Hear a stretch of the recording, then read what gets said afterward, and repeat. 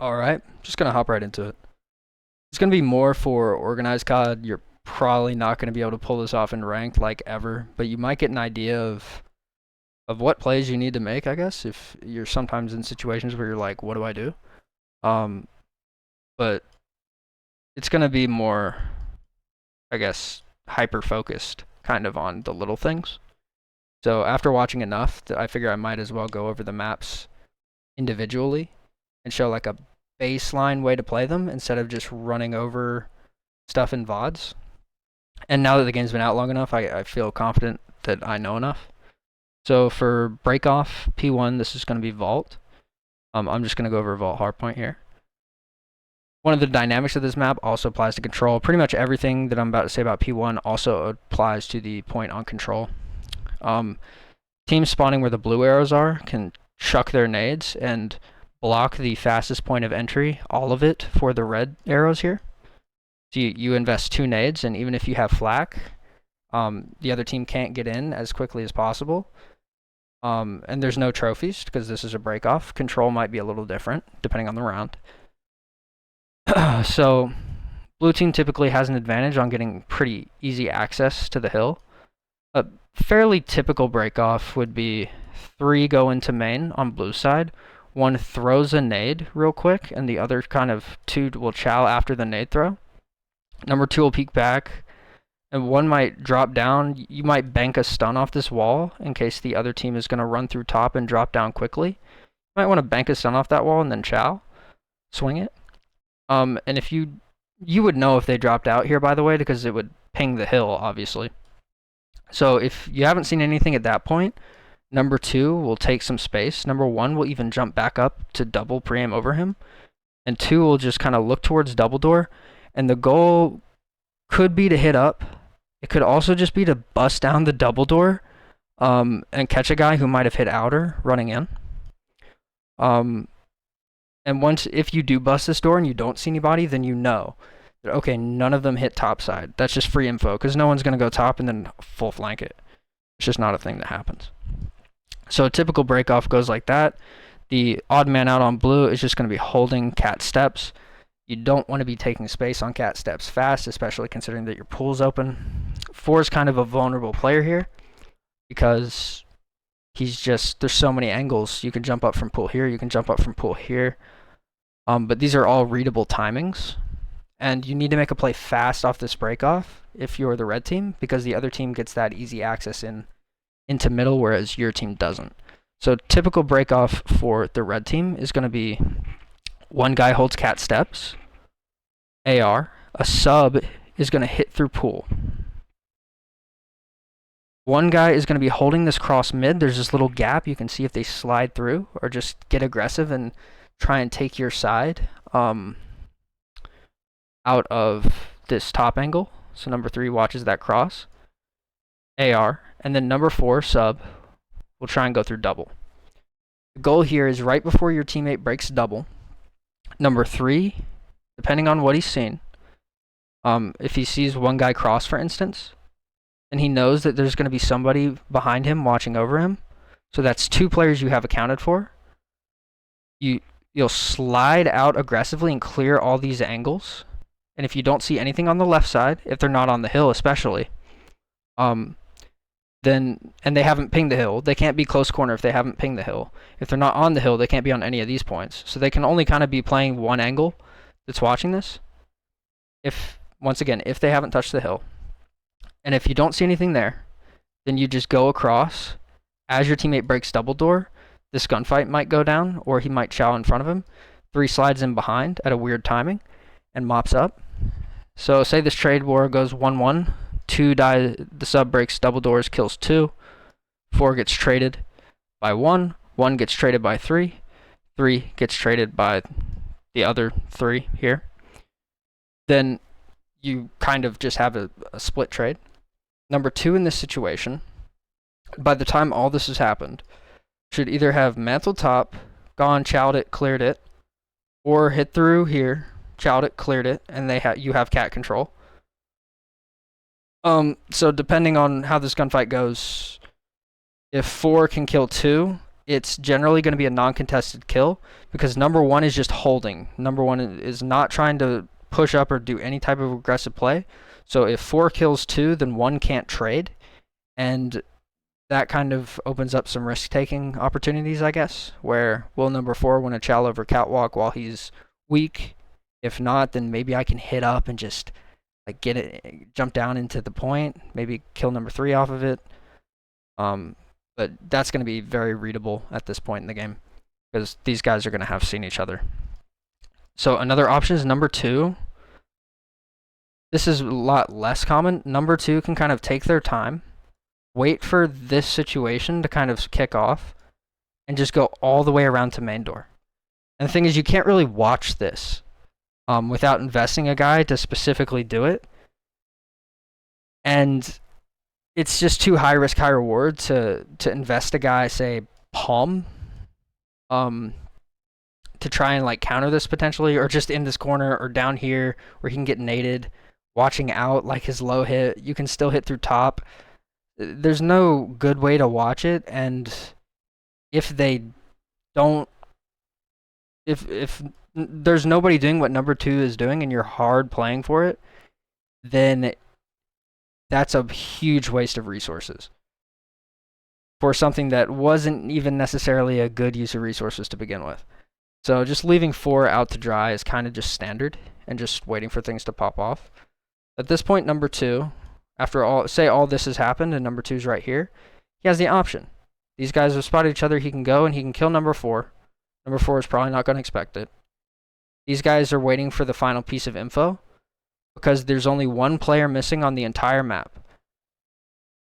The red players know exactly where the last 2 blue players are. The blue players are missing number 2. They have not seen him all game. So number 2 can either go in main, shoot somebody in the back. Maybe he gets red, maybe he doesn't. This kill is generally a little bit more secure because once you get cat control, then it's multi-purpose because you let this player also get into the game while controlling the low side plat. And then you can kind of make a play for this guy together. Maybe number 2 plays for spawners, or maybe 2 fills cat after killing him, 1 fills cat, and 2 jumps down in, and they play the last guy on point together. Kind of just up to you. But whatever you do, just make sure it's coordinated. This is like the most standard break-off I can kind of give you. I would just play this every time because it's pretty foolproof. Once you get good at throwing the nades, you just nade up here. You throw your double nades at entrance. You get in, have your teammate throw a nade in, and then you swing out if anyone manages to get through. And then you kind of play to cut double door, get control of these really strong angles, and then try and have a guy on the steps, just preventing anyone from getting to the catwalk steps. The thing about that is that you don't actually have to chow the stairs head glitch. You can play a little bit lower on the staircase and get a higher up angle. That way, if anyone pushes to try and go catwalk, you can kill them, you can see them. But if there's a guy, stay just hard head glitching on the staircase, then he's not going to be able to help. So there's no real way to watch over your teammate here because of how just geometry works, which is kind of why it's number 2 kind of is forced to play from behind and just make a really long route. So with all that being said, right, another kind of solid, I would kind of always do this if I was blue team. I would just always just go triple mid, 1 here. There's no reason to invest 2 guys here. You just get mid control fast, and then you can try and flip. You don't even need to get this time really. You just get access to the front side of P1 and make them have to tweak about you peeking from here, hitting through double, cutting, either one of these. There's even a little pot you can jump on. It's really weird. If I was red, I would either do exactly what I just said, where your breakoff looks something like this, or you can just full send, have one guy kind of watch this crosshair, trolly as it is, and you can all just go through catwalk and jump into point, just from cat as fast as humanly possible. This also is it's a strat. It's what people do. The problem is that these bank grenades, because all you have to do is invest 2 grenades to stop the entry, and if you throw 1 grenade here, you still have 1 grenade left. You can just bank that stun. You can bank a frag. You can just pop out, throw a Semtex where you would be landing if you jump out that spot at the timing you would be landing there, and all of a sudden it's not a good strat anymore. So this kind of the more letting your subs just make plays on the outside of the map while your ARs hold and then collapsing, or just making your adjustments at the right time, is a much more foolproof way to play the game. And like I said, all that kind of applies to control. Pretty much all of it. So once you get P1, it gets rather tricky. Because the problem with holding P1 is that you have to have a guy on P1. There's nothing he can do. You can't really watch any angle without being a liability, because wherever you're going to hold, say you're prone here and you're holding the front door, the player just slides in, guns you out your socks every time. Like, it's not really a thing. You can try off angles, you can try playing in hidden spots, but still you're giving up, or you're allowing the other team to take map control and just kind of play for your teammates without being able to do anything about it. So it becomes very focused on getting either this top side mid control through double doors, or just outright using your body advantage and just getting catwalk control. Do not worry about flips. I mean, if there's 20 seconds left and you can, or if it's just like pretty risk free, it's not a bad idea to just get your spawners spawning closer to P2. But I mean, is it really? It doesn't really help you that much. The important part, I guess, is the map control itself, not giving up that map control for the spawns. Because as soon as you're all crunched up in the back of your base, you're either funneling here, which is extremely nadeable, whereas the other team spawns low. You don't have anyone aggressive to be able to spawn them further back. Their nades are very easy to throw. They have all this open space to work with. You can't nade them. They have 1,000 different angles to work with that are also extremely annoying to shoot because of all the palm tree leaves or whatever. Super annoying. And if you get a guy or 2 even pushed up here, while you're filling, you have to worry about this, a guy being prone here, a guy being behind this heady, a guy just cutting in general, either of these. You have to worry about getting peeked at any moment here, getting peeked at any moment here. You have to worry about there being a guy cutting from this corner, or just more aggressively.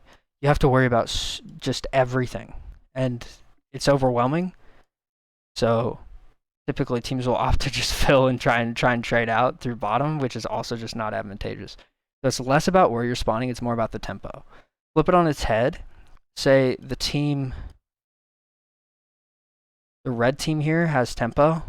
Say you got a clean 4 dead, and this is your setup. You generally want a guy making sure that no spawner goes middle.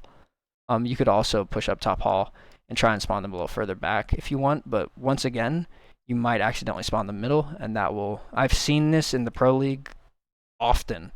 Guy just spawns middle, relatively predictable scenario, nobody's ready for it, and a free 20 seconds turns into 5 seconds. Everything just gets too mixy. So just throwing that out there. Let's say you have a setup that looks like this. Now, the only place that blue arrows can fill through is palm, or they long route up and jump up and they try and funnel through cat and watch over the lanes. Whereas the red team kind of only has to cut. Like number 3 can literally off spawn, die, right? The other team hits up. And these just aren't advantageous angles. You can have a guy on top of the truck, you can have a guy here. You don't really need to commit to this top chow. The guy in this window is not very useful. The guy in this window right here is not very useful for long. So just control cat, cut the map. You have the ability to just turn around and immediately pick it up. Mid route would be very good here, which is one of the reasons why the mid spawn really fucks with a lot of people. but number 3 should be able to info it at least, or clean it up. Number 3 is going to be able to basically get the time by the time that any trades go out. So say this goes ideally for blue team, they get a kill on 3 outer. They try and fill, say 1 just gets stuck window, he jumps out window, or say 1's cat, 2 has jumped out window, 4 kills 3 initially, or the red arrow here. This gunfight goes down, 3 dies, 4 trades it, 3 is filling in the meantime, 2 backs up to cut, 4 dies to 2. This guy pushes up close pool, 2 goes down on that trade, so trade wards go down. Now you have a 1v1, except it's not a 1v1 because number 3, while all that's happening, because he took a long-range gunfight on this lane initially, has spawned up and gotten back to where he can help. So basically, even though you got the blood, that blood still makes it a 4v4. So in this situation, the original situation that the blue team was in, this isn't really a 4v4. This is a 5v4. Because you're not going anywhere until you kill number 3 or number 4 here. And whoever you kill first is going to have an easy trade, for 1. But also whoever you kill first is going to be able to respawn and get back to hill before you can even get there after you kill him. So, I mean, kind of becomes just a flat man up. That's one of the reasons why tempo is important. Red has tempo in this scenario. So, close spawns, spawning out is also good. But knowing your routes, knowing how to block certain things, very important for P2. P3 also. P3 arguably it's more important. I'll just jump into P3 here. So one team spawns back white, or in white even. Other team typically spawns back here. If you get top control and number 4 gets here, then you'll actually spawn them a little bit further south. If you get pushed up far enough, I think this is all out of bounds. Where number 4 is like now, they'll spawn down low. If you get aggressive enough, I think they might even spawn P2. You could also be playing with forcing them to spawn P4, which would be really bad, depending on how much time's left and if your teammates are aware of it. But you get control of this, you can spawn them a little further out, and you get control of their side, you have all the cuts. Same thing on red side, except you have to push up a little bit further. You get pushed up enough, you actually block this white spawn, spawn them out, and if your teammate is aware, so say you have 2 teammates getting mid control, you have number 4 watching over you, 2 goes down top window, for instance. So this guy's off respawn. You have another guy bottom, this gunfight goes out, 2 wins it, another guy off respawn, and then say, I don't know, you have 2 players trying to fill mid.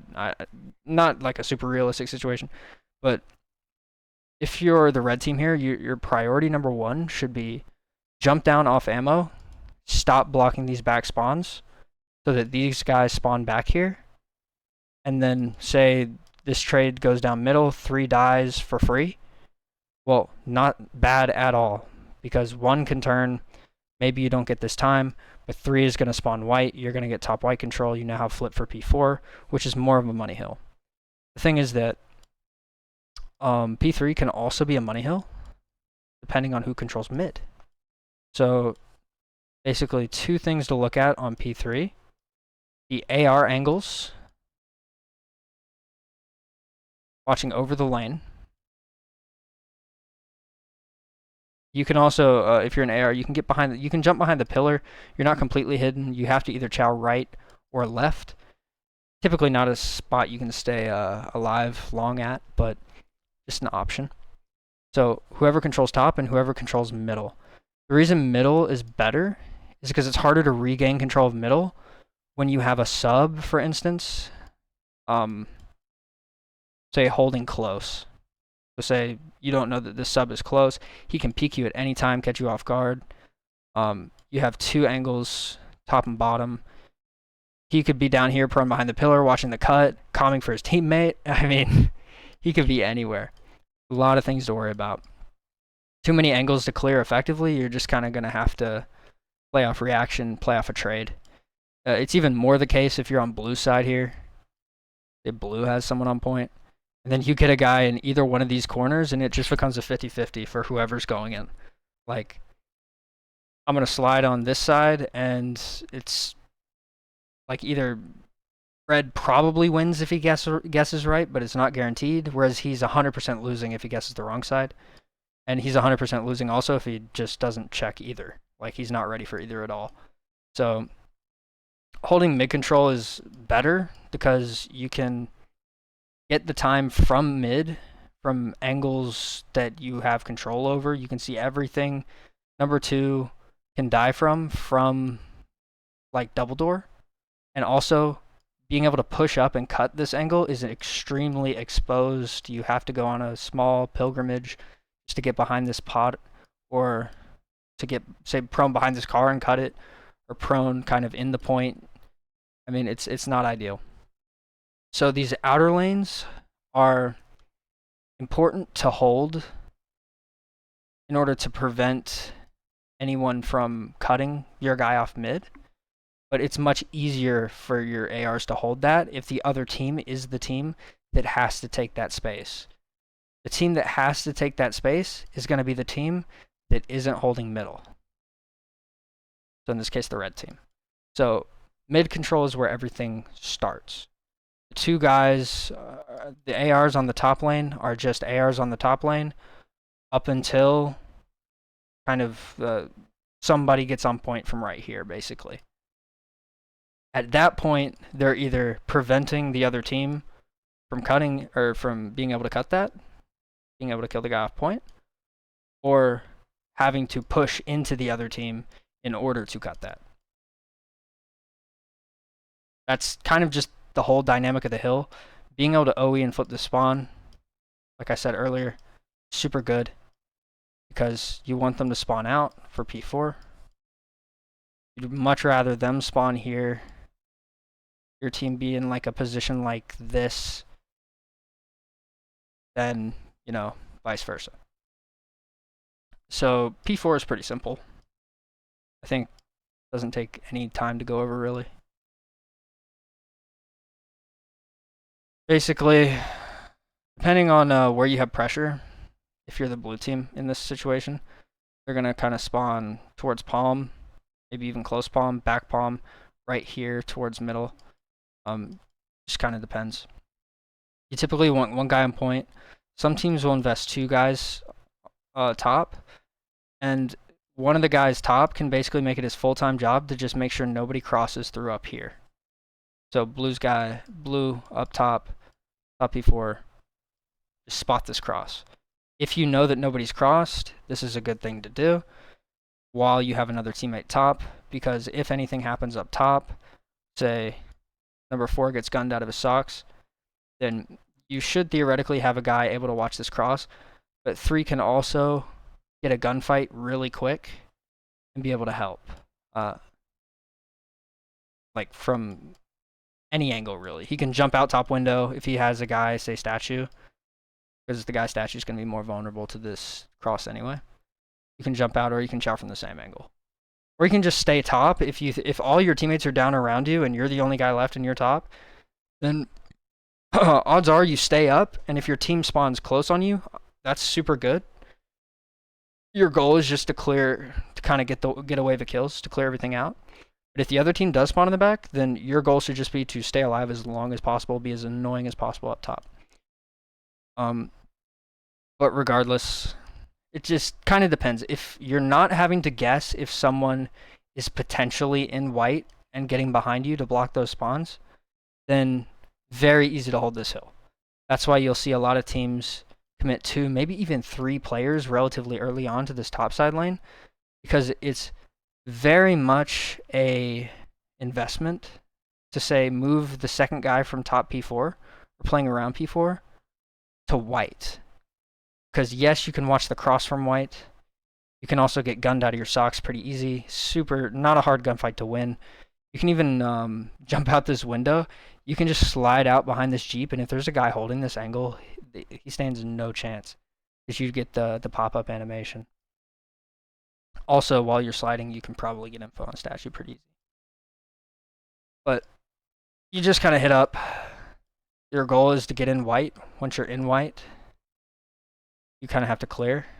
So if you have number 3 up top here, while the other team is triple hitting this top lane, much better for number 3 to be here than it would be for him to be top on P4. Because he can be super annoying up here. And these guys are never going to have any peace of mind while they try and flip. He's probably going to get at least 1 kill. Like, pretty straightforward stuff. You also have the option to jump over the balcony and just reflank at any time. And you can still cut as well. So these players want to force the spawns out white. Once you get a guy out back, the other team's no longer going to spawn here. Sometimes you will see, if you play the single 2 passive, you will see a guy like spawn here or like here. It just depends on if you have any pressure on palms. So once again, I would keep that in mind.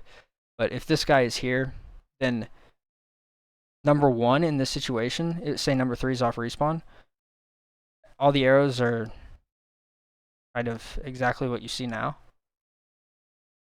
Okay, if number 1's right here, he is not only blocking the close palm spawn, he is blocking the back P2 spawn and probably blocking the back mid spawn.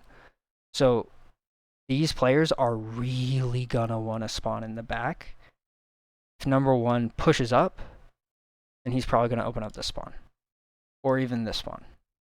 If he goes and gets in this corner, probably just gonna spawn standard back palm. That's ideal. Being right here, say watching over this while your teammates are doing this, you get 2 dead. Yeah, you gotta jump over and get out of the way. It's better for you to die in this situation, just nade yourself, than it is to let either of these two players spawn before you're able to stop blocking these back spawns here. So yeah, the top side OE is pretty standard.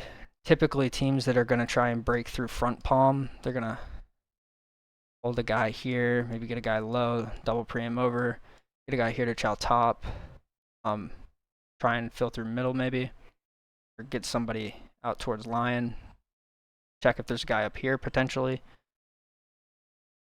With all this like coming into play, blue is very, very favored. Typically the only way that you're going to break is if you manage to kill a guy off top. There's a guy committed over here, and you're able to kind of take him out of the play, get him weak, or kill him before anyone on your team goes down. So if, say, you traded the guy top, and even if you slide out and you get a kill on this guy, while your teammates are hitting up, they're just going to spawn close in the back. It's a 3v4, or like all over again. You're in a worse situation than you started. You kind of need 2 uncontested kills in these types of situations to just level the playing field. Which is why P4 is a money hill. It's very hard to get those types of tempo advantages. Breaking from a very like common, the only angle that you can kind of fill through as quickly as possible. Which is another reason why late hits and such are important. But yeah, that's kind of the whole map. It's about as thorough as I could have done. Probably some things I forgot, but might end up going back over it. Anyway, figured it was about time for one of these, so there you go.